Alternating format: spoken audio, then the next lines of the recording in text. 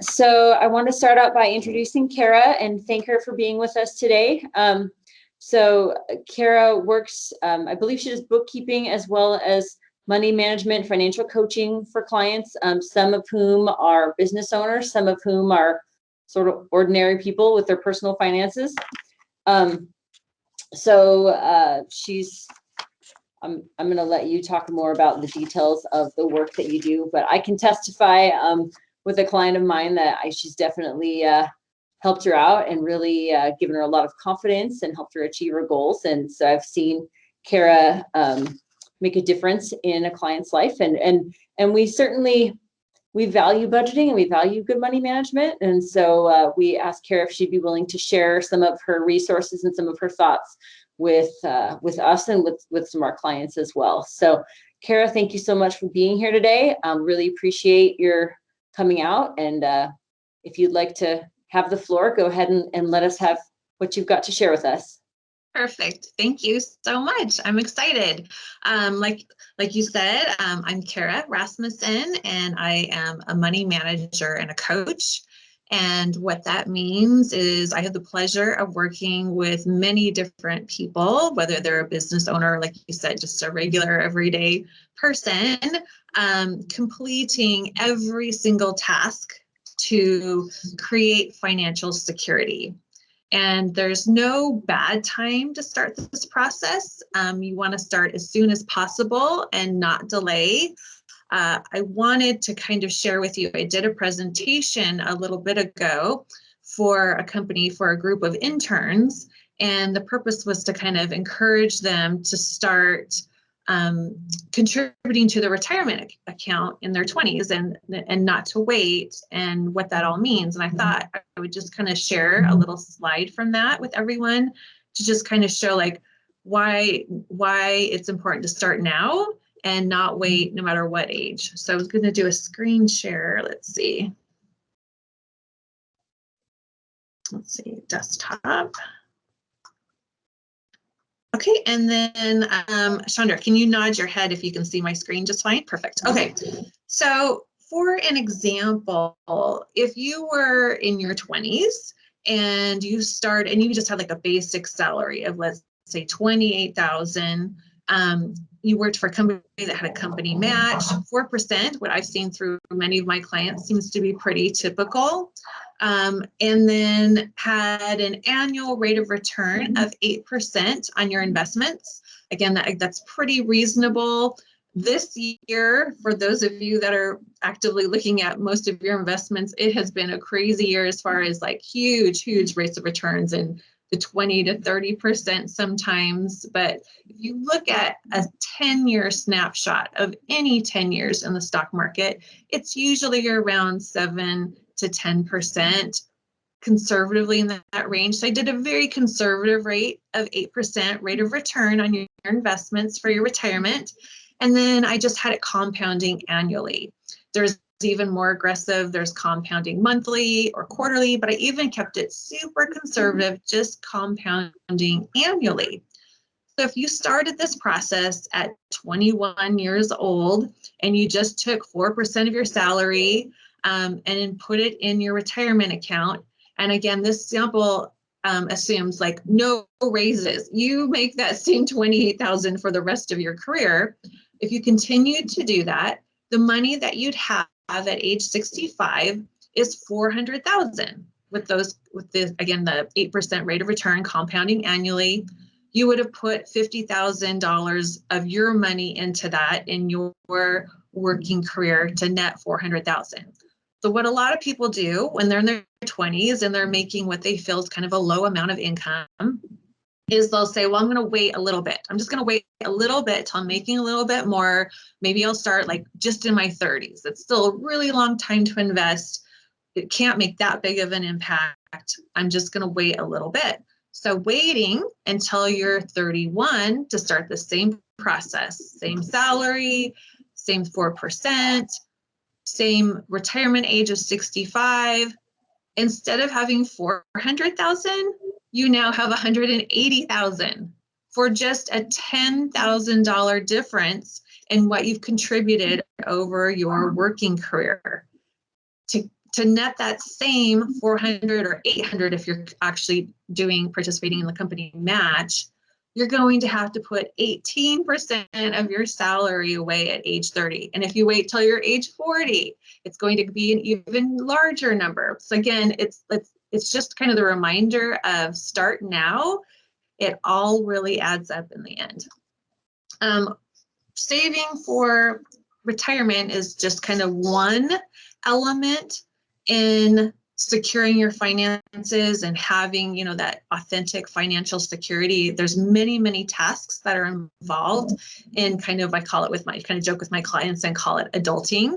And the next step I wanted to show you was what I call the financial wheel, or the wheel of fortune, I sometimes joke with. And again, each one of these bubbles represents an item to tackle and accomplish to really, really get financial security. So right here, we've got a fund retirement. That's just one of several bubbles to accomplish in your kind of adulting life. So I thought we would just kind of go over each one, talk about the steps involved. These are all of the steps. As you accomplish this is everything you need for your money, for your security. Almost anything that life throws at you that involves money will be as protected as possible if you can get all these steps done. So like, for instance, we've got fill emergency account. If you have an emergency account and it's kind of like a video game, like dana, dana, dana, here comes a big emergency. If you've got a full emergency account, it blocks it. It won't impact your financial security. But if you don't have the force field around that particular part of the bubble, that medical emergency or home or car emergency is going to impact your financial security. Same with if you don't have a will, or if you haven't done anything to teach your kids about money. If you've never taught your kids anything about money, believe me, like when they're 21 or 31, some of their financial decisions or failures might have a pretty significant impact on your own financial security. So all these things are the kind of the ideal for what you'd have done to really, really protect your financial security. When I'm working with a client, I have them, this is laid out in kind of the ideal order. You start at the top and kind of work your way around like a clock and get each one of these done in order. That's the most efficient, that's the most healthiest. This is the one that will give you the most protection if you do it in that order. But I did it like a wheel because people have different values, different interests, different drives, things that are important to them. And starting anywhere on here is a good financial decision. It's good to really focus on saving for your retirement or your kids' college. It's fine. It's great. You can start there if you like. But I would like you to also, I like to have the visual of, I highly, highly recommend that you would tackle some of these other items first. But again, it's a wheel. Anything that you do is a really good financial move. One of the items that when I'm working with someone that almost always breaks the order is the save for wants. Technically speaking, if we were robots and we had no emotion or values to consider, you would do all these things before you went on one vacation or did one big purchase. But that's the thing that most people go, okay, I want to do that a little bit out of order. And then I'll start working on these other things. And again, that's okay. I'd just like you to see if you could just, again, not take emotion, take preference out of it. This is the recommended order. When you get something done, we green it out. And it's kind of a visual for, okay, so this is done. You've got the force field around it. Again, your ultimate goal is to get every one of these blue bubbles green and have the complete protection around your financial security. When we're focusing on an area, when we're getting close to having it done, it gets the green halo to say it's going to repel some emergencies or some things that can come at you, but it's not fully funded or fully secure. when I start working with my clients, I always have them start with this wheel where everything is blue until I find out more information. Maybe sometimes things are completed, but I always say we have to start with calculate net worth and pay bills on time. And that's why they already have the green halo, because if you signed up to work with me, we're going to start there.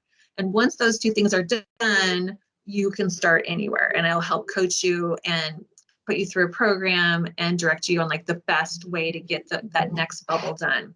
So next we're going to go over just kind of like what are the tasks involved in each one of these bubbles so that you truly understand what it is to have an emergency account or to pay bills on time. They all sound like simple one-step processes, but it's a really, really, really big deal for my clients when we actually get one of these bubbles done and turn it green. It's a lot of work. There's a lot of steps, but it's kind of like the momentum goes. Once you get one bubble down, so much easier to get the next one. And I can't tell you enough, like the feeling, the authentic feeling of being secure with your money and knowing that, you just sleep well at night. You don't have to worry so much about any emergency that comes your way because you're protected. And when you feel great about your money, money does just somewhat become effortless. You start to have an abundance mindset and you just kind of attract more of that into your life. Whereas if you're living kind of in fear, and I had a client that I just started working with that told me, because she's behind in filing her taxes, that every time a police or a siren goes by, she's sure that they're coming to arrest her for not filing her taxes for so many years. It's just again, to start and to, they're all very manageable tasks. And once you get it done, the feeling is beyond any money really that you could have. So let's start with the first one, which is calculate net worth. So just like when you go to a doctor, like once a year to get a physical, they're going to, ask you your age, they're going to weigh you, take some blood pressure. They have all these little tools and measurements to go, okay, here's where you are. And we've got some basic ways to kind of measure against this to see like, what is your overall health based on those measurements? Well, that's exactly what Calculate Net Worth does for your money. I have some tools for this, but just for this particular workshop, I'm just going to kind of just talk about the steps out loud, but you list out every single thing that you own, from your home to retirement accounts to your car to maybe a loan that you've given someone, just anything that has an asset value. You list all of those and put a value by all of them. And then you list out any debts that you have, credit card debt, student loans, car loans, your mortgage, line of credit, those types of things. List out everything that you owe and then net the two together. So you take all your assets, you subtract all of your debts, and that number that you're left with is your net worth. And when I start working with a lot of people, that number isn't always positive. Where maybe the first step is you want to get to a zero balance net worth, where you have just as many assets as you do debt. And then the ultimate path is each year to continue and grow that net worth. There's a lot of tools out there that you can use, again, to just kind of check to see if that number is healthy. Some people might have a $10,000 net worth, and some people might have a $2 million net worth. And that $10,000 net worth might be the most perfect healthy number for you based on your income and your age. And someone with $1 million net worth, that might be a super unhealthy number for them based on their income and age. So one tool I'll give you for this workshop is typically if you're in your 20s, if you multiply your income times 1, that would be your healthy net worth. And in your 30s, if you multiply, in your 20s, It's in your 30s. In your 30s, I was just thinking about the workshop about starting in your 20s. In your 30s, it's times 1. And in your 40s, it's times 3. So that can kind of give you a gauge for, okay, if your net worth is under that by $50,000 or $10,000, it kind of gives you a target for how much we want to make up until you click over kind of to the next 10-year increment. And if you're over that, you're doing fantastic. It's just kind of like when you go into the doctor, there's some people they're like have this like super supremo health, and other people are like, okay, we need to work on something. So calculate net worth is one of the first things that you do. And I like people that just sort of do this financial weigh-in once a year. I don't like to do it more often than that. It's kind of like with the weight thing. Some people say, oh, weigh yourself every day. There's a lot of philosophies like, yeah, well, I think you should weigh yourself maybe every 2 weeks or just once a week. With calculate net worth, I just like you to not get excited about the stock market up and down and those sorts of things. Just calculate it once a year, do a really thorough review, see how the momentum's going, and plan out your year and make the momentum and changes for what you want to see that's different. I also like to start here because before we make any decisions on, is this a good move? Is that a bad move? You've got to get clarity on every single thing that you have. I can't tell you how many times I've met with couples that they didn't have any idea how many credit cards they had or what the balances were or what was in their spouse's retirement account. It's just really good to sit down with yourself and with your spouse and really look at every single thing that you have. So that's calculate net worth. The next step is pay bills on time. So this is more so than just what it says. It's not just pay bills on time. I like people to pay bills in this 4 bank account system, which I'm going to high level talk to you about today. And it's kind of like a 2 process for when you get this greened out. You get it greened out for when you're using the 4 bank account system. Like I said, I'll talk about that. And also you're using the current month's income and paycheck or business distribution to pay the following month's bills. I don't want anybody paying, when you're in the healthy zone, when you're in the financial security of abundance and not really worrying about money and your finances, you're able to not live paycheck to paycheck. You don't open your bills weekly and pay them as they come in. You don't wait for your paycheck to come in and then pay the bills that you can, which you might have to do in the beginning. But when you know you're in the health zone, it's when all your paychecks come in we're in August, all your paychecks came in for August. Maybe it's 2 if you're paid twice a month, or 4 if you're paid weekly or once a month. And you just let the money sit in the account. You do nothing with that money. And then when we click over to September 1st or any day in September, just make sure whatever day you pick to do your bill pay is consistent every month. Most people pick the 1st. Now you don't have to worry about like, oh, can I pay the mortgage? Can I pay off my credit card? Can I do these things because my paycheck's going to come in on this time or that time? No, all of your paychecks already came in. They're all from the previous month. Now we can sit down, open all the mail, process all the bills, do our analysis one day, walk away, forget it for the rest of the month. And that's really what people that have this, like, again, this real feeling of control of their finances and not worrying and not having to overdo it, that's when you're in like kind of that healthy financial security zone. I'm going to show you real quick what that 4 bank account system is. It's made up of 2 checking accounts and 2 savings accounts. The first account I call the machine account.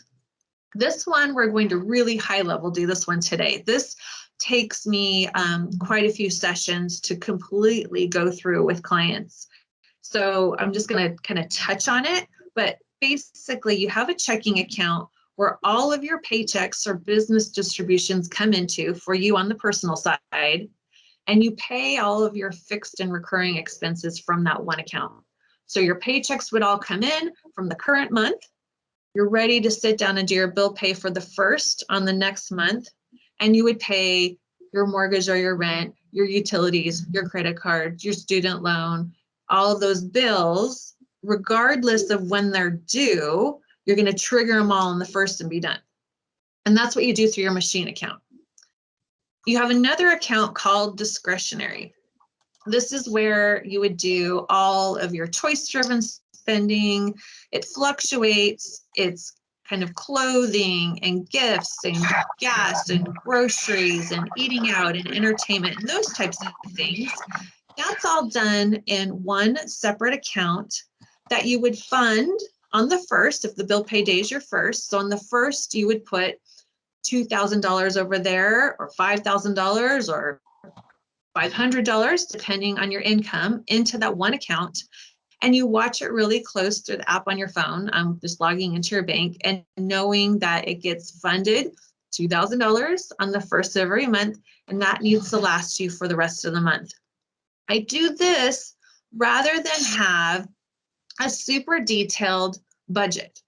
What I've just found that in life is if we sit down and say, okay, you're going to spend this much on gas and this much on groceries and this much on clothing and this much on entertainment and on and on and on and on. Number one, you then have to track throughout the day and month and week every transaction that you do into one of those accounts and be making a decision about it.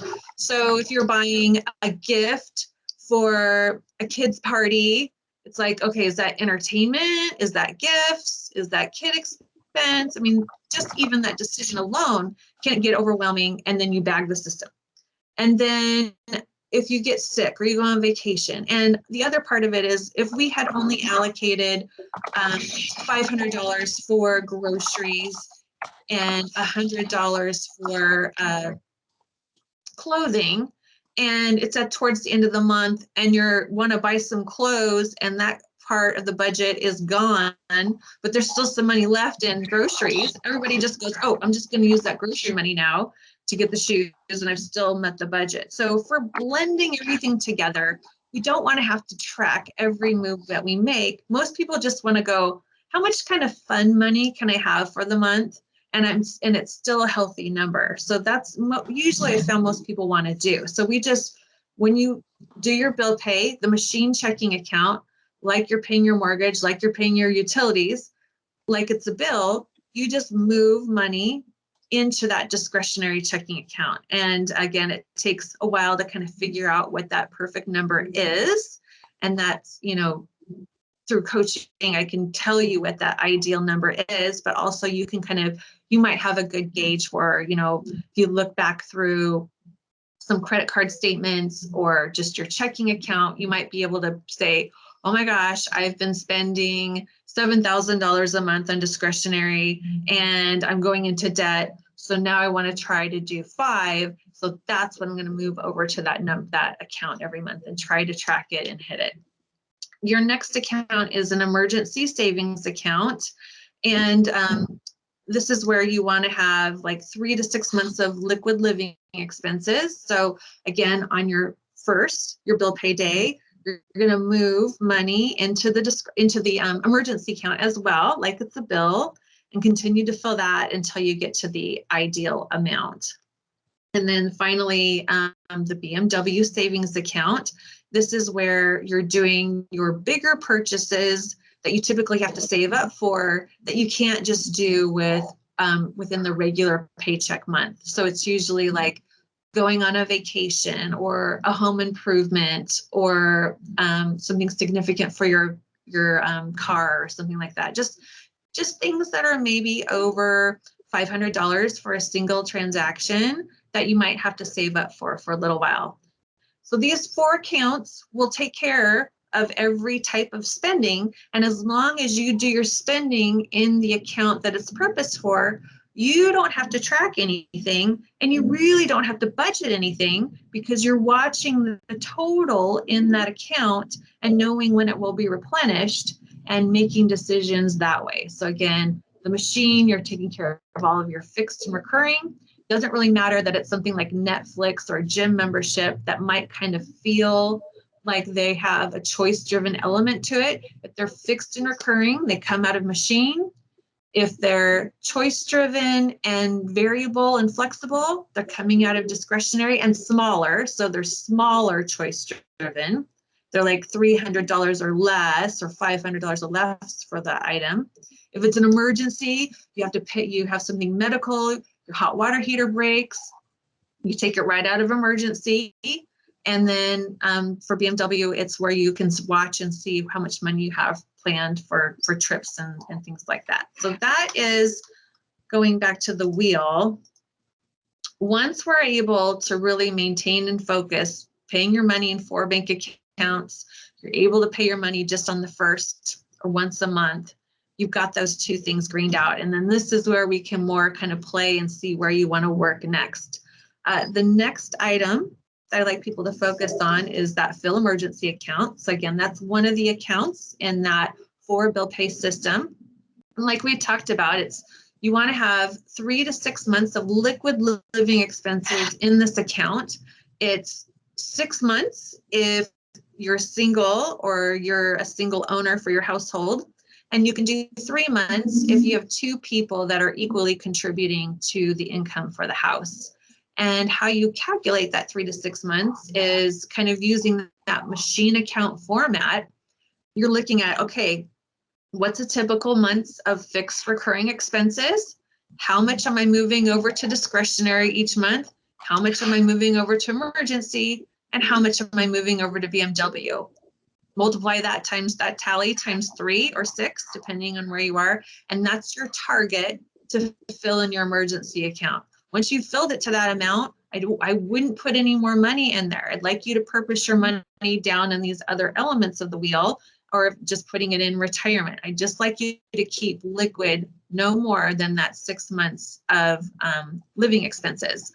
I like you to stop doing all Uber debt paying or funding of retirement until you have at least 1,000 in there. So I have you stop everything that you're doing, only pay the minimum on your credit card until you can get 1,000 liquid. Once you have 1,000 liquid, you can start moving into other things and just start, regularly putting money in there until you've hit your target. Next item is secure insurance.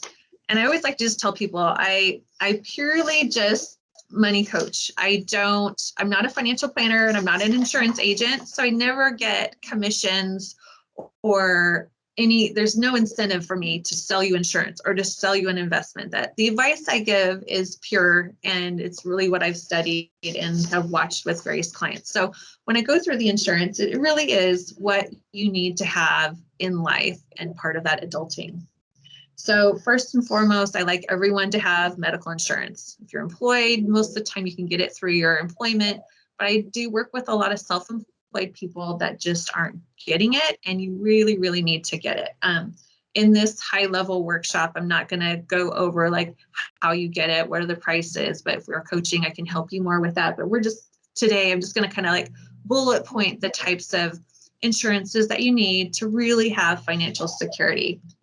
Of course, you'd have home or renter's insurance, and renter's insurance is so inexpensive. I highly recommend that you get that.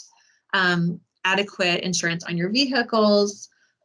You would have life insurance, and usually I've seen through most of my clients, work will give you maybe like 1 times your income as a benefit for your life insurance. But what's generally recommended is you want 8 to 10 times your income in a term level life insurance policy.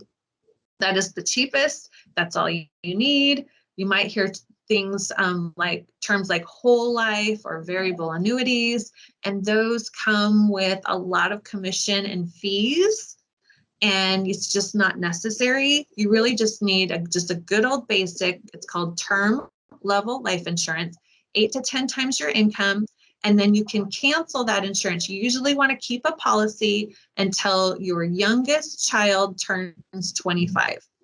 You don't have kids and you don't have anyone financially dependent on you, you really don't even need life insurance. But if you are in that bucket where somebody is dependent on you financially, it's 8 to 10 times your income.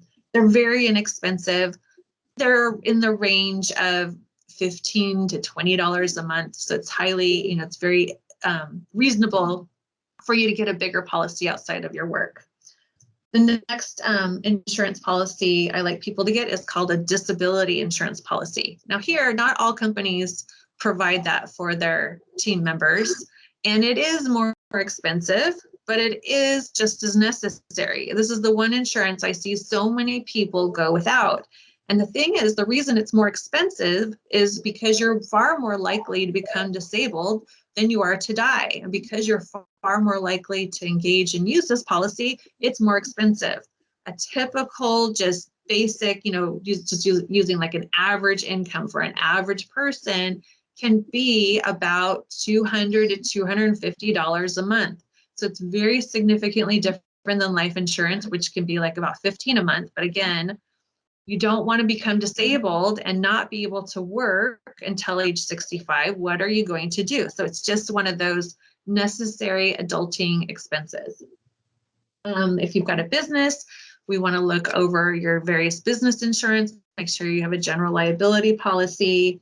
The next item is an umbrella policy. If your net worth is greater than 500,000, so again, you did your calculate net worth, that number is greater than 500,000, you'll want to get an umbrella, $1 million umbrella policy. Or if you have like a trampoline or a pool or a teenage driver, it might be a good idea to get one. And they run about $200 a year. So again, very reasonably priced, but you don't need one if your assets are less than 500,000. Long-term care insurance. So just about when your life insurance, you're ready to cancel that policy because your youngest kiddo is now 25 and you no longer need life insurance, the next insurance that kind of comes in and replaces that is long-term care insurance. So it's an insurance that you have if you're ever needing, again, that long-term care because of an illness. And it is more expensive. It is more in the disability insurance per month kind of range. But that is another insurance that's important to have. If you got jewelry or art or a classic car or something like that, it's usually not covered fully by your home insurance. You usually have to get a separate policy for those. And if you're like an avid hunter or hiker or out in the woods, I like you to get a Life Flight membership. They're about $60 a year. Again, very inexpensive and only necessary if you're that type of person that goes out in the wilderness. I'd like you to look at an alarm system. And I think this is where I put. And then last but not least, it's kind of a level of insurance. I'd like you to run your credit report once a year. You can go to annualcreditreport.com. You can run it for free every year through the 3 credit agencies, and you're not going to get the credit score because it is free. But what you're doing as part of your kind of like overall insurance is you're just checking for fraud and errors to make sure no one has like hacked you and if there's any problems there. So that's kind of like, that's the secure insurance. So you want to get all those items done. The next item is, so it says start a business. It doesn't literally mean that you need to start a business to be financially secure. I just work with a lot of people that are business owners or are considering starting a business. And I'd like you to see what I would like you to have in place before you actually quit your day job and start a business. And if you've already started a business, how important it is to go back and get these things going. So that's why that bubble is there. The next item is to teach kids. You just have this short little window of time to show them and teach them about this element that will touch every part of their life for the rest of their life. So I just like to encourage people to start early. I do have tips and tools for how you do that, not for this workshop, but I just want to encourage you to, pay your kids to do things or give them some ways that they can pay for things so that they understand the concept. You want them to fail, have them overdraw their account, have them run out of money, have them do that while they're young and at home and learn that lesson now. And then later in life, they'll remember what that was like and what they had to put in place rather than never let them really have any impact, always bail them out every time. And then you send them off into the world and they don't know how that all works. And it's a kindness, it's a parenting thing to have them learn that while they're at home. Tackle debt. So here is where you're paying more. You get the green halo if you're paying more than the minimum monthly payment on your debt, and then you get it greened out when you've accomplished paying off all of your debt. What I like you to do is, if you remember and calculate net worth, you've listed out all of your debts.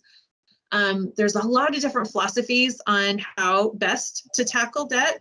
This is mine. What I've just seen, like the emotional and the momentum that happens from this process is more and better in the payoff in the long run than to do a different process. But what I recommend is you take all of your debts, no matter what they are, the student loan, the car payment, the credit card payment. We're not looking at interest rates at all. We're looking at balances. So the one that has the smallest balance, we're going to throw all of your extra income that's in that machine account, anything that's excess, we're going to put it towards that smaller debt, and everything else you're just paying the minimum on. Even if it's $5, don't pay more than $5, just pay the minimum on those debts.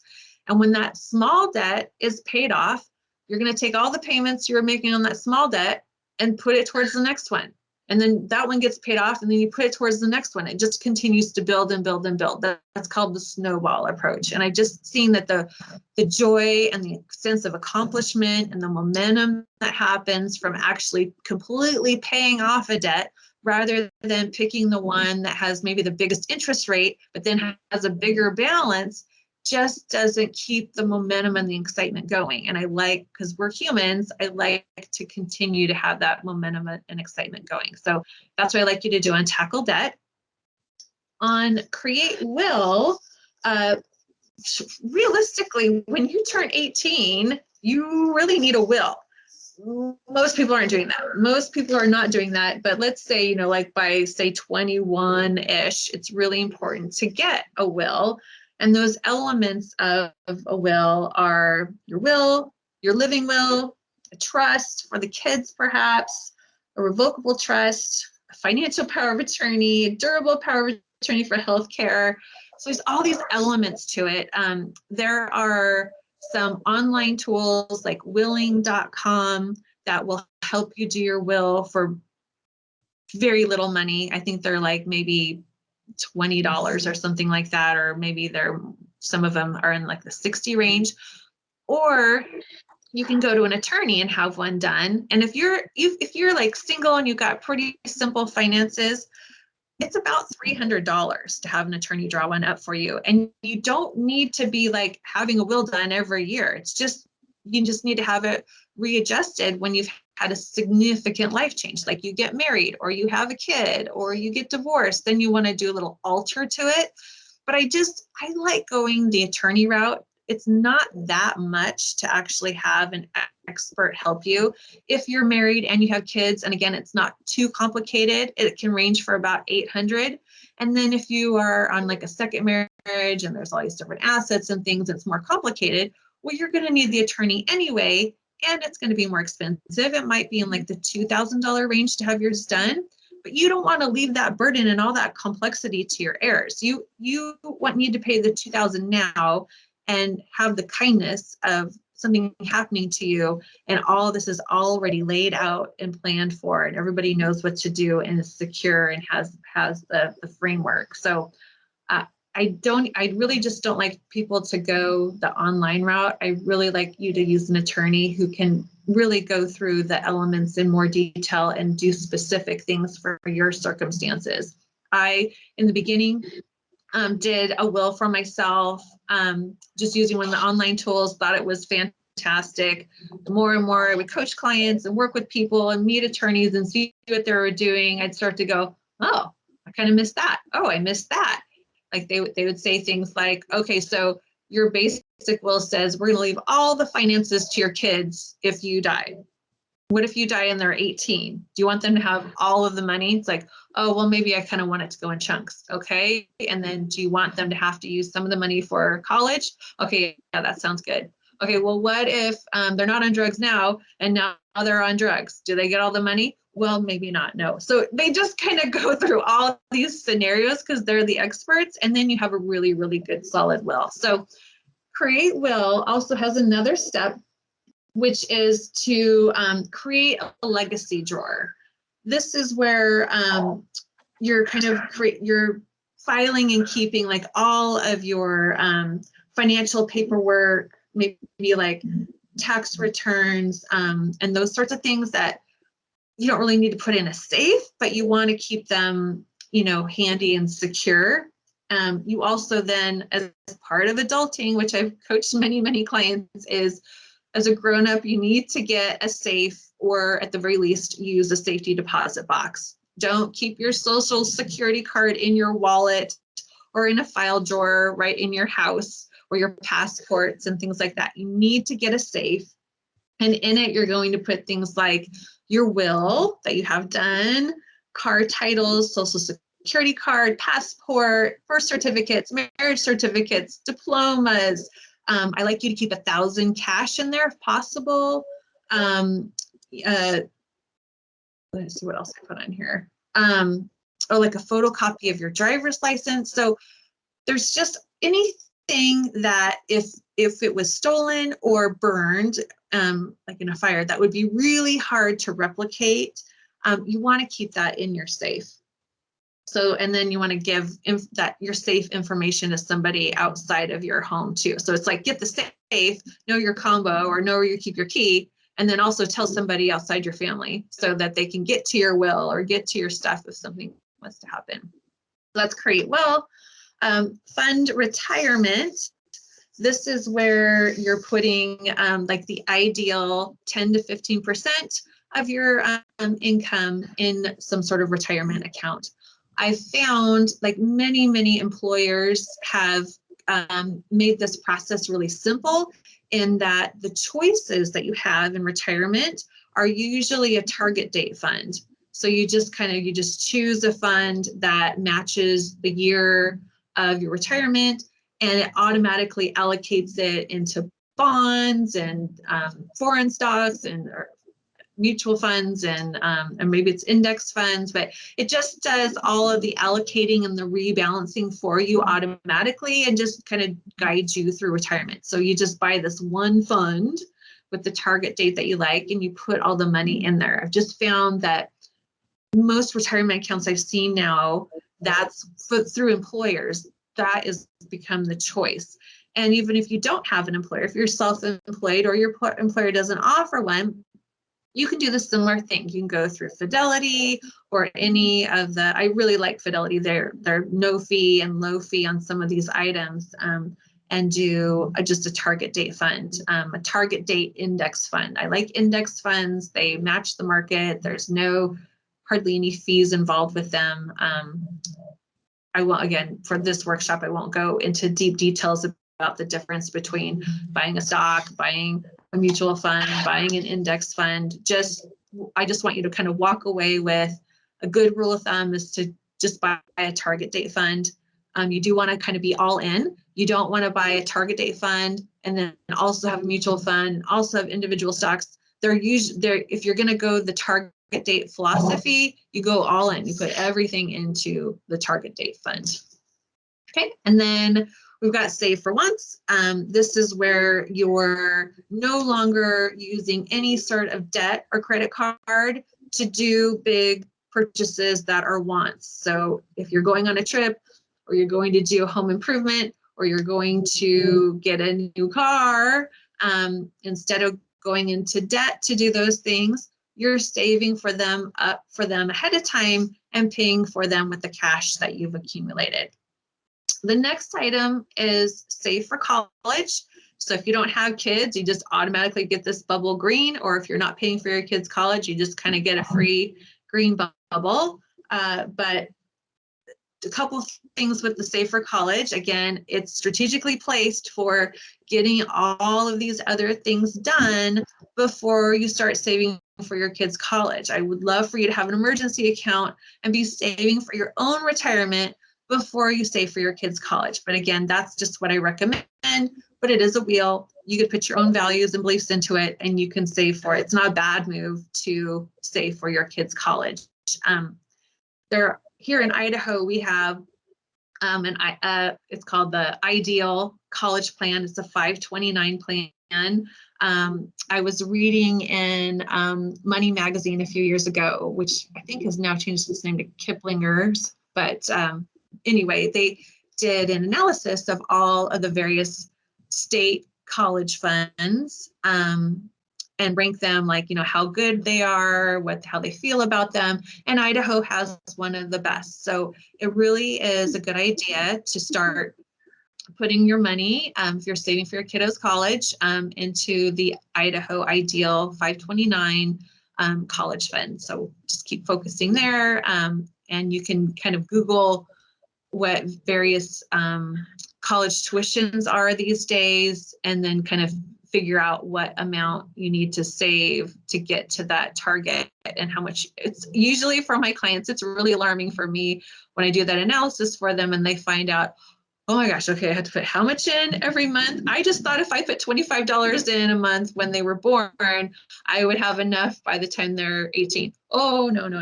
Depending on where you want them to go. So that is a piece of like your financial security. The next bubble is to pay off your mortgage. What I tell my clients is, I like you to pay your mortgage off at a rate that you have it paid off by age 55. I don't like you to pay it off any quicker than that, because right now, especially, the mortgage rates are so low. If you have extra money to throw at something, I'd rather see you put that in the stock market or buying real estate or doing something else with it, rather than paying off your mortgage any faster than having it paid off by age 55. I usually don't have a hard time convincing people to quit paying your mortgage off so fast. It's usually the other. It's usually people are 45 years old, they just did a 30-year refi, and then they're just paying the mortgage payment. Well, then you're going to have your home paid off by age 85, and we don't want, or 75. We don't want that. We want you to still pay off your home by age 55. So regardless of what your mortgage says is due, there's rate calculators so you can see what your payment is. You want to say, okay, I need to get my mortgage paid off in 10 years. Because I'm 45 and I want to have it paid off by 55, and then it'll tell you what your payment is. And then you can be like, oh, can I afford this house? Can I do this thing or not? So that's what I feel like healthy financial security is getting your home paid off by age 55. The next item is give. So it is sometimes controversial to put that so late in the wheel and so late in your life. But again, I never want you to give and have it create financial harm to you. I don't want you giving to a charity and you have no emergency account, or giving to a charity and you haven't started saving for retirement. If you can pause the give and take care of yourself, it's kind of like putting the oxygen mask on you first rather than the kids. I believe that you're going to actually be able to give more and longer than if you're sort of creating financial harm by starting it too early. So, and again, you don't have to go with that route. You can say nope, I need to give now. I need to do 10% now. And that's perfectly fine. We want to put that in your budget and in your cash flow. But I just like you to see, I think if you've got the best financial security, and maybe you have to pause giving for 5 years while you get these things done, you're going to have so much abundance and joy, and know you're not creating any self-harm. It's just going to be amplified through your life rather than starting that too soon. Final item on the wheel is other. A lot of times I have people that have just something else they want to work on that has a financial impact. Like I had one client that wanted to quit smoking and really wanted me to help hold them accountable and focus on the financial impact. So we put that in there. But if you don't have something like that, you just kind of get a free green bubble. So that is a lot to take in and ingest. but I just kind of wanted to sort of high level talk you through all the tasks that it really takes to have financial security. It's more than just creating that budget and paying bills on time. It's all these things together and getting it done, and then doing a check-in once a year to see how you're doing. Because once you get a bubble greened out, it doesn't stay greened out forever. So let's say it's year one and you fully funded your emergency account. You got that 6 months of liquid living expenses. We greened it out, but then you had this big emergency happen. You had this big health thing. You had a high deductible. You had to pay $10,000 towards that. So now it's no longer green. We have to go back and start filling that up again, and those types of things. So that's the wheel. I was going to stop presenting. Let's see if I can do that and see if there's any questions real quick. So I think Okay, most of you guys are muted, but you can unmute to ask a question, or I did put a question into the chat. I haven't seen any other people add questions to the chat, but you can also add the questions by typing them in for Kara, and we'll also share your email address. So if anybody wants to contact you to follow up, if they have any burning questions or want to meet with you or talk with you about what it might be to become a client, we'll make sure to send that out to all of you guys afterward. But if you have a minute for questions, if anybody has anything that they're, really wanting to ask. Say like my, my company is Change Keepers, and my email is just Kara, Kara, at Change Keepers with an S, ChangeKeepers.com. And my website's just www.changekeepers.com. Great. If nobody else is going to ask a question, my question I put into the chat for you.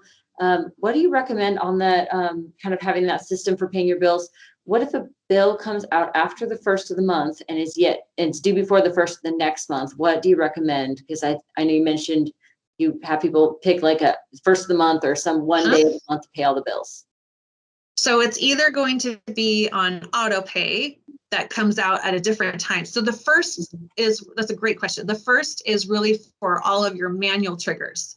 So anything that you manually trigger, it doesn't matter, that's not due until the 25th or the 28th, you're paying it on the first, done. And then you can just let all of your auto pays auto pay whenever they need to. So it's really just, you sit down, you look at your account, you manually trigger your funding of discretionary, which you can also put on auto transfer. As I work with clients, the ultimate goal is to get everything on level pay, all your utilities on level pay, and as much as you can, everything on auto pay. So you're really just sitting down and maybe you just have 1 or 2 bills that you have to pay and you're so done. You're so done for the month. It's so freeing. Mm-hmm. Okay. Anybody else have any urgent questions? Well, if you have any later, you can always email me. Can I ask, if we have a few minutes left, I did want to ask you how you came up with that wheel. Is that something that you came up with, like and sort of invented, or is that coming from any other resources? Well, originally I only coached. I worked for a company and I only coached service-based entrepreneurs, very creative people, not linear thinkers. And I knew that if I just threw a spreadsheet at them, because I tried in the beginning, I was like, oh, this is repelling them. Either or a checklist or like a linear, do this first, do this second, do this third. And it's steps. They would just be like, oh. So I was like, okay, I gotta think of a way to still get the same message across, but that they have a little more flexibility and freedom and can kind of see it and picture it. And I was just kind of just working with that personality type. And then I also was like, oh, it kind of helps the linear people like me too, because you can just kind of like a clock go around the circle like that. So yeah, that's kind of how that was born. Gotcha. Okay, well, if nobody else has any urgent burning questions, we'll kind of wrap things up. Kara, thank you so much for your time. All of you who are attending, thanks for coming in. So glad to have you here, and really appreciate everything. And great class, everyone. Perfect. Thank you so much. I'll email out Kara's contact info to everybody who's here so that you guys can get in touch with her if you have anything else you want to follow up on later. Thank you. Thank you. Fantastic. Bye-bye.